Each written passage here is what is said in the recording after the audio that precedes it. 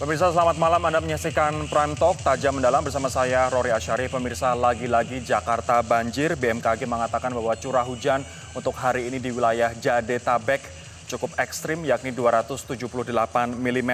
Meskipun durasi hujan tidak sepanjang pada tanggal 1 Desember lalu yang mencapai 16 jam, yakni hanya 6 jam untuk hari ini, nyatanya Jakarta dan sejumlah wilayah lain tetap saja kebanjiran. Nah, tahun ini sudah ada 2 banjir besar yakni hari ini dan juga awal tahun.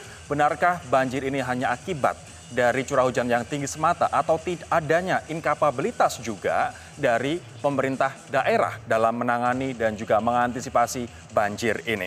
Dan apa solusinya? Pemirsa, apabila kita sudah mendapatkan solusi bagaimana memastikan agar pemerintah provinsi tidak hanya Jakarta namun juga Jawa Barat dan juga Banten melaksanakan solusi tersebut. Ini akan kita bahas dalam Prime Talk hari ini. Ada sejumlah data yang ingin saya sampaikan untuk Anda terlebih dahulu, di mana ada fenomena badai tropis Ferdinand dan juga Esther yang menurut BMKG ada di sekitar wilayah Indonesia, ini tepatnya di bagian selatan Nusa Tenggara Barat, namun Dwi Korita, Kepala BMKG, mengatakan bukan ini penyebabnya. Penyebabnya adalah yang menjadikan banjir di Jakarta, Depok, Tangerang, Bekasi adalah pertemuan massa udara yang memanjang dari Jawa Barat, Jawa Tengah, Jawa Timur hingga Bali, NTT, dan juga NTB. Nah, apa akibat dari banjir ini? Kita bisa saksikan bahwa hari ini cukup masif. Kita akan ke slide selanjutnya, pemirsa. Untuk di Jakarta saja ada 294 RW dari total 2.738 RW yang terendam banjir. Ini untuk wilayah Jakarta saja. Sementara ada lebih dari 100 titik banjir di Bekasi dan juga ada lebih dari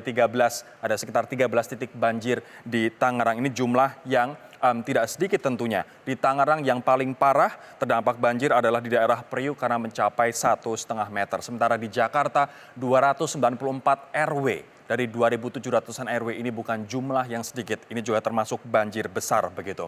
Pemirsa, saya ingin kemudian beralih ke informasi selanjutnya di mana Balai Besar Wilayah Sungai Ciliwung Cisadane Kementerian PUPR mengatakan bahwa ada 83 titik lokasi banjir di Jakarta. Nah, 12 diantaranya berada di daerah yang belum dilakukan normalisasi. 8 titik yang belum dinormalisasi berada di Sungai Sunter, kemudian Sungai Cakung ada 2 dan juga di Sungai Pesanggerahan. Sementara apabila kita ingat apa yang disampaikan oleh Menteri PUPR Basuki Hadi Mulyono, awal tahun ini sempat mengatakan bahwa untuk wilayah Sungai Ciliwung ada 33 km yang seharusnya dinormalisasi, namun baru 16 km yang dinormalisasi. Ini artinya 17 km belum dinormalisasi dan proses normalisasi mandek selama 2 tahun terakhir ini di bawah kepemimpinan Anies Baswedan. Saya ingin ke grafik sebelumnya, teman-teman, bukan grafik yang ini tapi grafik sebelumnya. Di tahun 2019 kita ingin melihat seperti apa sih sebenarnya anggaran untuk normalisasi Kali Ciliwung dari Pemprov DKI Jakarta. Awalnya adalah 850 miliar rupiah, kemudian dipotong menjadi 350 M, ini untuk tahun 2019. Tahun 2020 ada sedikit peningkatan menjadi 600 miliar rupiah yang sebelumnya hanya 425. Setelah anggota DPRD melakukan lobi-lobi dan juga meminta anggaran dinaikkan, akhirnya Pemprov menaikkan menjadi 600 miliar rupiah di tahun 2020. Nah, anggaran secara keseluruhan, pemirsa, untuk antisipasi banjir di Jakarta untuk tahun 2020 hanya 1 triliun dari APBD DKI Jakarta yang mencapai 87,95 triliun rupiah. Bahkan anggaran antisipasi banjir lebih kecil daripada anggaran revitalisasi trotoar yang mencapai 1,2 triliun rupiah. Nah, saya sekarang akan ke pernyataan Basuki Hadi Mulyono yang lain terkait dengan sodetan Kali Ciliwung ke banjir Kanal Timur Jakarta ini yang penting sekali.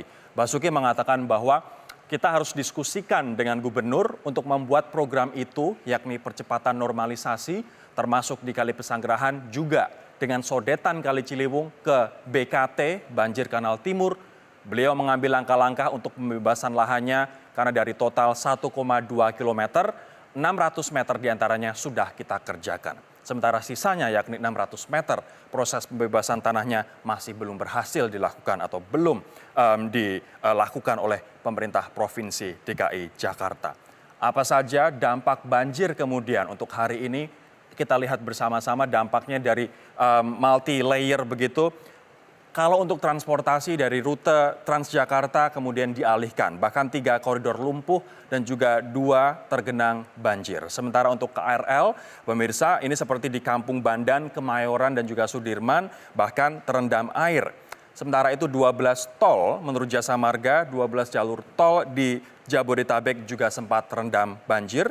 Nah, Asosiasi Pengusaha Truk mengklaim bahwa dalam 1 hari mereka rugi 30 miliar rupiah dikarenakan tidak bisa beroperasi untuk logistik begitu.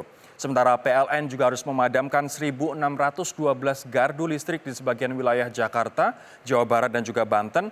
Tadi pagi saja pukul 9 pagi waktu Indonesia Barat, PLN memadamkan di Jakarta ada 868 gardu listrik. Kemudian di Jawa Barat ada 711 gardu listrik dan juga di 33 gardu listrik di Banten. Kita bisa bayangkan kerugiannya seperti apa untuk banjir 1 hari ini, namun jumlahnya pun masih dikalkulasi oleh nanti yang akan mengkalkulasi seperti BPS misalnya dan juga lembaga lain.